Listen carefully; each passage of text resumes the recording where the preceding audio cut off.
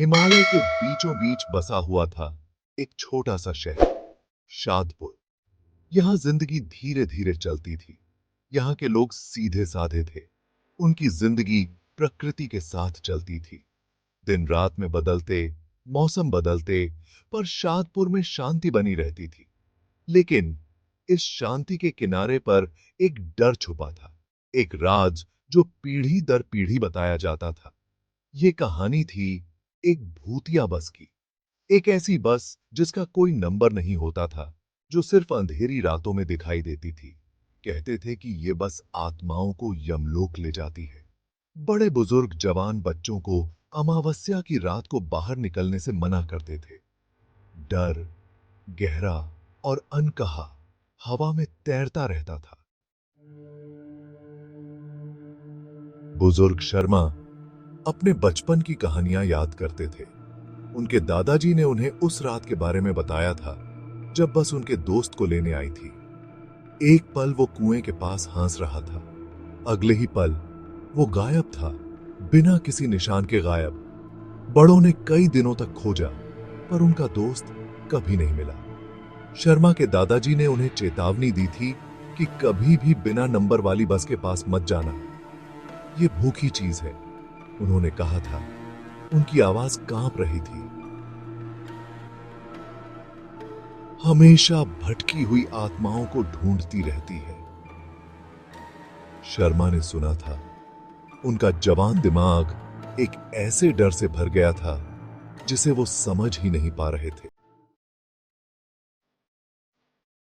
एक रात एक तूफान आया, जिसने शादपुर पर अपना कहर बरपाया।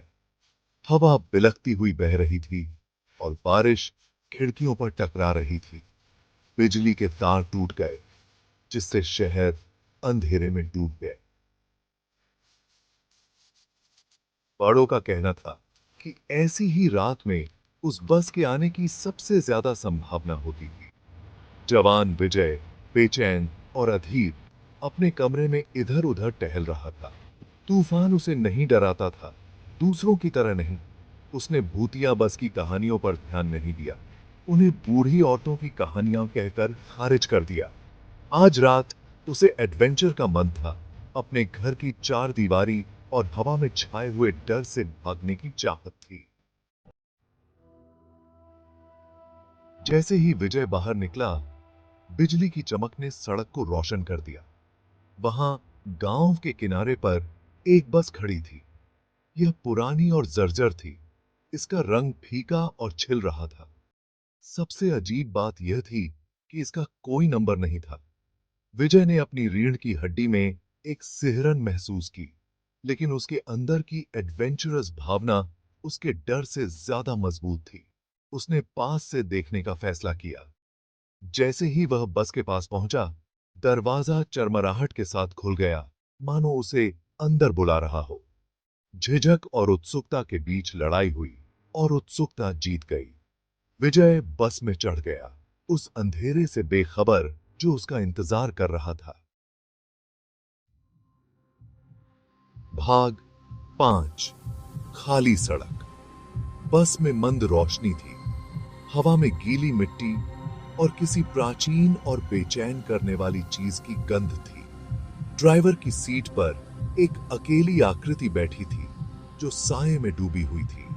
विजय पीछे की ओर एक सीट पर बैठ गया। उसका दिल उसकी छाती में तेजी से धड़क रहा था। जैसे ही बस हिली, उसे बेचैनी की बढ़ती हुई भावना के साथ एहसास हुआ कि वह अकेला यात्री है। बस आगे बढ़ी, एक ऐसी खामोशी के साथ जो विचलित कर रही थी। विजय ने खिड़की से बाहर देखा। अपने गांव के परिचित स्थानों को देखने की उम्मीद कर रहा था, लेकिन बाहर का नजारा अपरिचित था। एक उजाड़ परिदृश्य जो एक अप्राकृतिक कोहरे में डूबा हुआ था। डर, ठंडा और तेज उसे जकड़ने लगा। भाग 6। शीशे में चेहरे। जैसे जैसे बस अनजान रास्ते पर आगे बढ़ती गई, विजय ने कुछ अजीब देखा। बस की खिड़कियों में चेहरे टिमटिमा रहे थे। पीले और उदास। उनकी आंखें एक गहरे अकथनीय दुहक से भरी हुई थीं। वे एक क्षण के लिए दिखाई दिए, फिर उतनी ही जल्दी गायब हो गए जितनी जल्दी वे आए थे। विजय की त्वचा पर ठंडा पसीना छूट गया। कहानियां जिन्हें कभी अंधविश्वास समझकर खारिज कर दिया गया था, अब उसे डराने के लिए लौट आई थीं। उसकी सांसें तेज हो गईं, उसका सीना दहशत से भर गया। वह बस से उतरना चाहता था, पीछे मुड़ना चाहता था, लेकिन ऐसा लग रहा था जैसे कोई अनदेखी ताकत उसे बंदी बनाए हुए है। भाग 7। फुसफुसाहटों का एक समूह। बस के भीतर की खामोशी नरम फुसफुसाहट के इमर्जेंस से टूट गई, जो वाहन की दीवारों से ही निकलती हुई प्रतीत हो रही थी।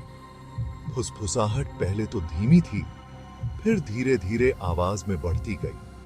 विजय के चारों ओर घूमती रही, उसे हड्डी तक ठंडा कर दिया। वह शब्दों को समझ नहीं पा रहा था, लेकिन उनका स्वर एक असहनीय उदासी से भरा था, एक ऐसी लालसा जो उसके अस्तित्व में रिसती हुई प्रतीत हो रही थी। विजय ने अपनी आंखें जोर से बंद कर ली, इस ध्वनि को रोकने की सख्त कोशिश कर रहा था, लेकिन फुसफुसाहट उसका पीछा करती रही, निरंतर, अपरिहार्य। भाग 8। गुमशुदगी। जब विजय ने आखिरकार अपनी आंखें खोलने की हिम्मत की, तो उसने खुद को एक अंधेरे जंगल के किनारे पर पाया।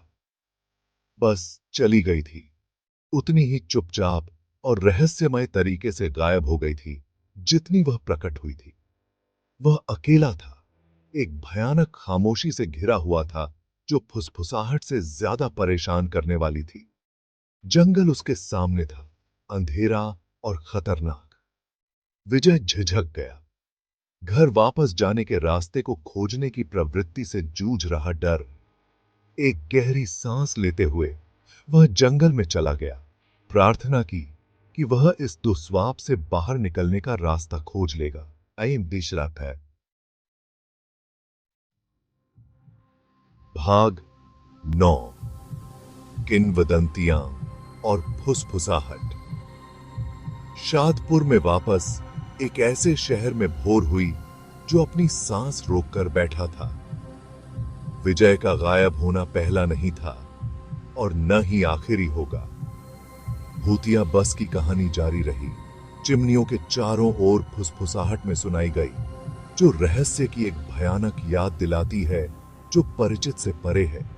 कुछ ने इसे एक दुखद दुर्घटना मानकर खारिज कर दिया, एक युवक की लापरवाह जिज्ञासा जिसके कारण उसकी मृत्यु हो गई। अन्य लोग पुरानी कहानियों से चिपके रहे, उस बस के बारे में फुसफुसाते रहे जो आत्माओं को आफ्टर लाइफ तक ले जाती थी, कयामत का एक अग्रदूत जो केवल सबसे अंधेरी रातों में दिखाई देता था। भाग 10। अनदेखी सड़क। भूतिया बस की सच्चाई और उसमें सवार होने वालों का भाग्य रहस्य में डूबा रहा। क्या यह एक सामूहिक कल्पना की उपज थी जो भय और अंधविश्वास से प्रेरित थी, या कोई काली शक्ति, कोई अलौकिक शक्ति अनदेखी सड़क पर राज करती थी जो अनसुनी आत्माओं को अपनी मानती थी?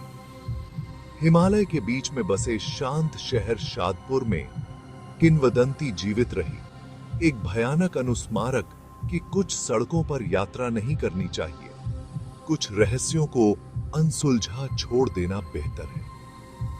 भूतिया बस, अज्ञात का प्रतीक, उनके दिलों के सबसे अंधेरे कोनों में हमेशा के लिए बस गई। हवा में एक ठंडी फुसफुसाहट,